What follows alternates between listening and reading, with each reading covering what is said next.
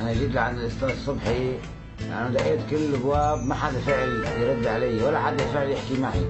دقيت للاستاذ صبحي لانه هو كلمته مسموعه وقدر يستقبلني وفتح لي سيرته بيده لاحكي شو ما بدي. انا عندي طفل توحد وجيت على الامم المتحده قلت لهم انا ابني مريض معه توحد، قال لي كبه وجيب واحد غيره، كبه واحد جيب واحد غيره. ما بعد شو بدي اساوي انا؟ قالوا لي ابني مريض ومعاق، ابني مريض ومعاق، ابني مريض ومعاق. معلش يا اخوي احتمل يا سوريا ابن الاصل، ادريها صعبة عالكريم من يوقع بيد الندل.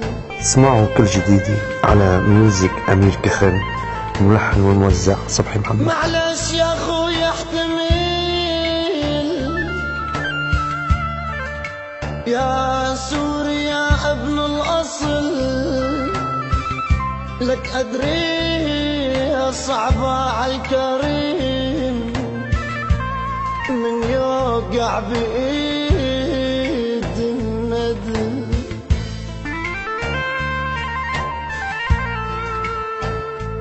العرب بخيام ورمل استقبلوا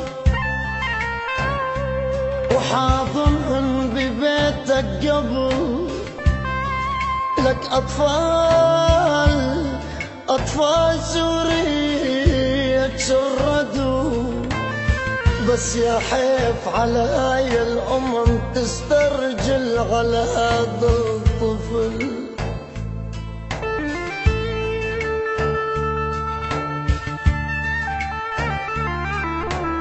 يا مصبيح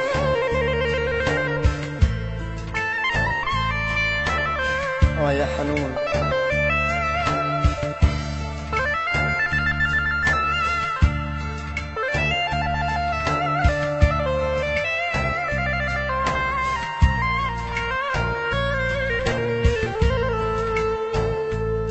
العرب بخيام ورمل استقبلوك يا سوري وحاضنهن ببيتك قبل، لك أطفال سوريا تشردوا، بس يا حيف على هاي الأمم تسترجل على هذا الطفل. ابني مريض ومعاق، ابني مريض ومعاق، ابني مريض ومعاق. دول الغرب يدعون الإنسانية أصلاً ما بيهم نخوة وشرف يا أخوي من قبل، لك بس أقول يا رب العرش افرجها على كل سوري وطفل.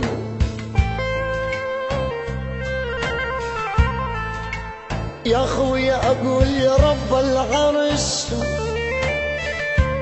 افرجها على كل سوري وطفل، لك معليش يا أخوي احتمل، لك إيش بدنا نعتب على عرب يا الله ما عدهم يا الله خجل.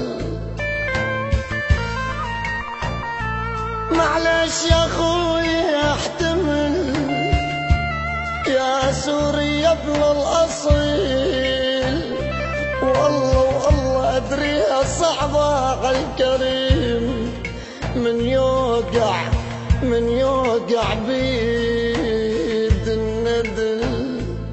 إيش بدنا لك يا صبحي، إيش بدنا نعتب على عرب يا الله يا الله يا الله ما عدهم ذرة خجل.